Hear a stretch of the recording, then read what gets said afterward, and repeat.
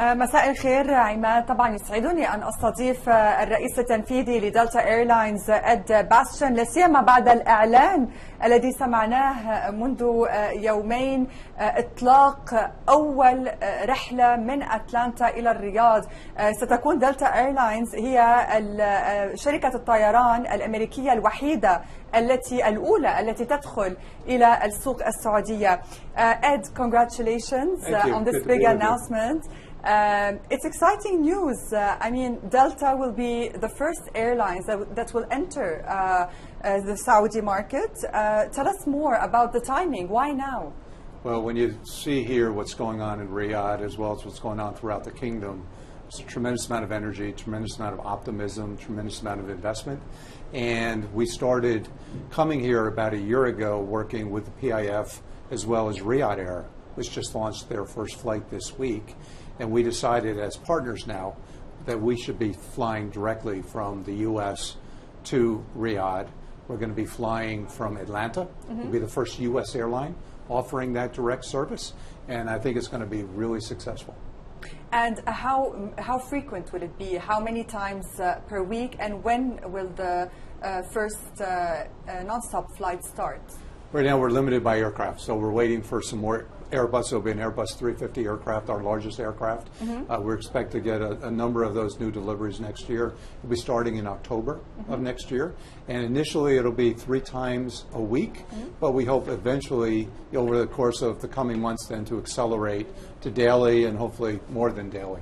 Okay, and will it be only from Atlanta, or you will launch other flights from New York, from Washington, other states? We're going to start from Atlanta first.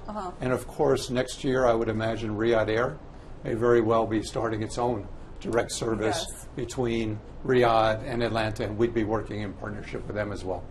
What else do you have in line with Riyadh Air as plans? You have an MOU together. Yeah, we're partners. We've announced a memo of understanding, and we work very closely together. When we start that service, we'll be connecting Riyadh Air passengers onto other destinations they may serve, as well as, importantly, Saudi nationals that are from Riyadh coming to the U.S. through Atlanta. We'll take them anywhere they need to go across North America. So that cooperation is going to be really, really important. Secondly, to me, the fascinating part of this relationship is they're the youngest airline in the world. They just started this yesterday, the first flight. We're the oldest. And what you can learn from each other, initially I wasn't sure what I can learn, but when you think about the digital strategy, the fact that they have no legacy infrastructure, they can go to where the market's going in the future with a different consumer, a more digitally native solution. We can learn from that as well. What other major city are you targeting after Riyadh here in Saudi Arabia? We're going to start with Riyadh first. And then would you move to like Jeddah, have flights there? Well, we'll see how we go. Of course, we're also... Are there plans, at least? Not plans yet, but when we also work with Saudia, who also serves the U.S. market and that transatlantic presence. But also we're working with the airport authority here as they're building the new airport in Riyadh, and I think it's a great time for us to be involved as well in terms of our space and gathering space. So you come first to the market. It's a very expensive initiative because when you think about the size and the cost of an airplane and starting a new route, you want to make certain that there's good market reception, and then based on that, that'll dictate how fast we can grow. How do you expect the demand to be? I think the demand will be strong. First of all, you can see here, there's a tremendous amount of business activity. So I don't think there's going to be any problem with business wanting to come here. In fact, the question we get is, can't you come faster? In terms of bringing people here, particularly like FII. In fact, we'll be starting next year around the time of the FII conference, so it'll be great in terms of the start date.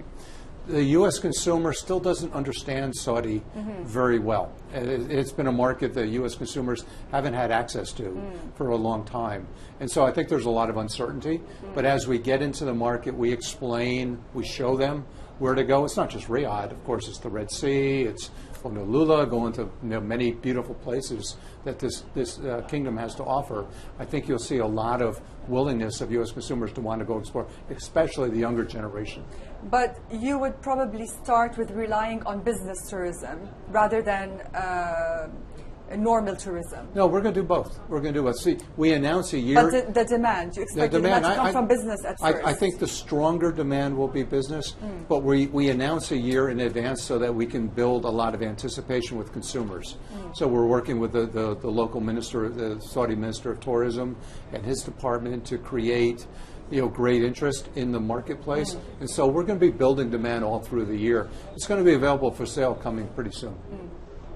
Business traffic, not business tourism. Saudi Arabia's aviation ambitions, they come through a broader economic transformation we're seeing here in Saudi Arabia.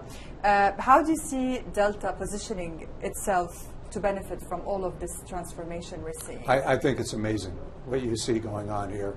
We're in the business of connecting countries, connecting the world. We say that's our mission. No one better connects the world than Delta, one of the largest airlines in the world, largest airline in the United States. And the more we can work together to get nations working and people understanding culture better. When I go back, I've been here, I was here a year ago. When I went home, I told people how wonderful the culture is here, how warm, how welcoming, how I just felt at home initially. But it was my first time. I didn't know what to expect. Yeah. And so as people understand that actually promotes understanding, it promotes new development. You'll have many businesses starting back in the U.S. with Saudi backing because of that direct access. It's like a bridge between two nations.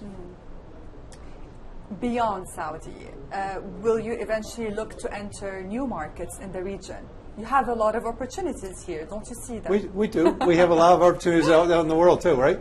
So at the start of the year, I gave a speech in the U.S. at the Consumer Electronics Show in Las Vegas, marking our 100th celebration. Yeah.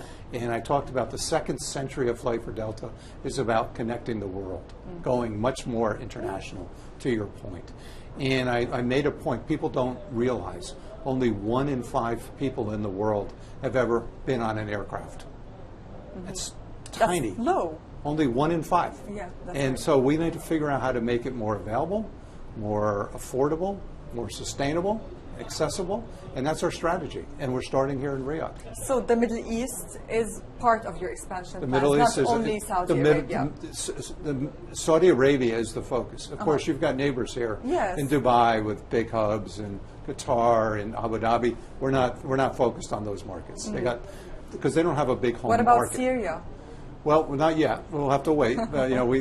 But there's many things to come. India is one that we don't serve direct India right now, and we have to work with local partners there as well.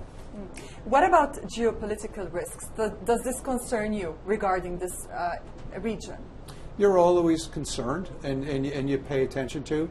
But what we've seen is our two countries, the Kingdom and the United States, have become a lot closer in recent days, in recent time, and as a strategic ally together, we need more connectivity.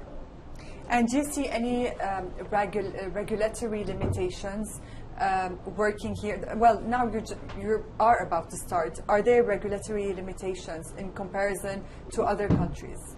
Not nearly to the same degree. We'll, of course, work with the local regulators here, both in Riyadh as well as back in the U.S. I don't anticipate any issues there.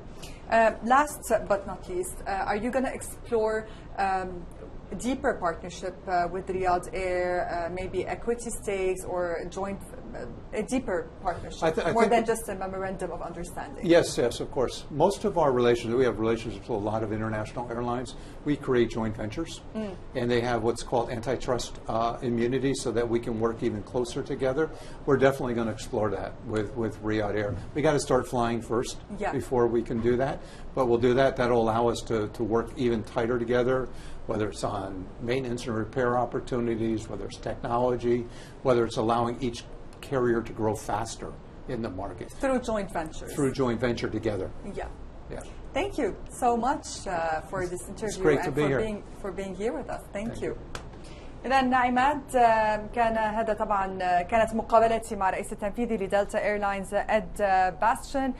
ستبدأ رحلات من دون توقف من أتلانتا إلى الرياض بدءا من أكتوبر من عام 2026. نعود إذن إليك لمتابعة هذه النشرة. تفضل.